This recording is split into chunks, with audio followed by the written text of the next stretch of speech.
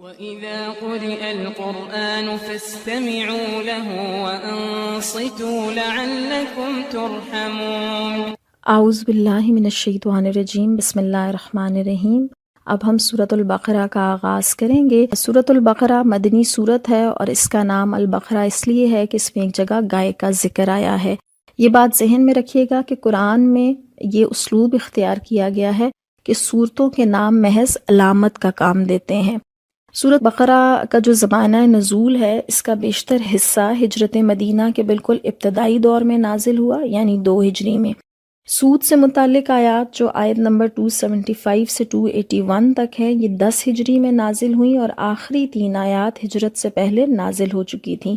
یعنی ایک سورت کی آیات اگر مختلف اوقات میں نازل ہوئیں تو نبی کریم صلی اللہ علیہ وسلم نے اللہ کے حکم کے مطابق ان کو ایک سورت کا حصہ بنایا۔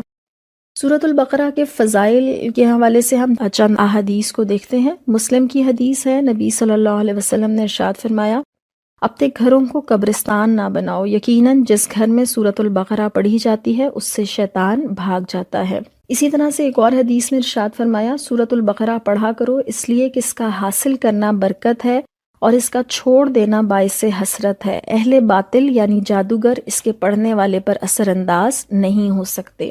ایک اور حدیث میں فرمایا کہ 2 چمکتی صورتوں زہراوین کو پڑھتے رہا کرو، یعنی سورۃ البقرہ اور سورۃ آل عمران، اس لیے کہ یہ دونوں صورتیں روز قیامت بادل کی 2 ٹکڑیاں بن کر یا 2 سائے بن کر یا پرندوں کے 2 صف بستہ غول کی صورت پہ نمودار ہو کر اپنے پڑھنے والوں کی طرف سے شفاعت کے لیے جھگڑیں گی۔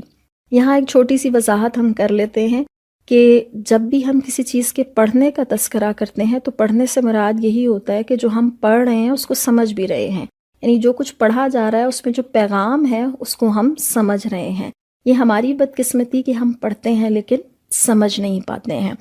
سورۃ البقرہ کی جو آخری 2 آیات ہیں، ان کے حوالے سے پیارے نبی صلی اللہ علیہ وسلم نے ارشاد فرمایا کہ جو شخص بھی سورۃ البقرہ کی آخری 2 آیات رات سونے سے پہلے پڑھے گا، یہ اس کے لیے کفایت کر جائیں گی۔ اسی طرح سے آپ کو معلوم ہے کہ آیت الکرسی سورۃ البقرہ کا حصہ ہے اور نبی کریم صلی اللہ علیہ وسلم نے فرمایا، ہر چیز کی ایک کوہان ہوتی ہے اور قرآن کی کوہان یعنی چوٹی سورۃ البقرہ ہے، اور اس میں ایک آیت ہے جو قرآن کی سب آیات کی سردار ہے اور وہ آیت الکرسی ہے۔ اسی طرح فرمایا کہ جو شخص ہر نماز کے بعد آیت الکرسی پڑھے گا اسے جنت میں داخل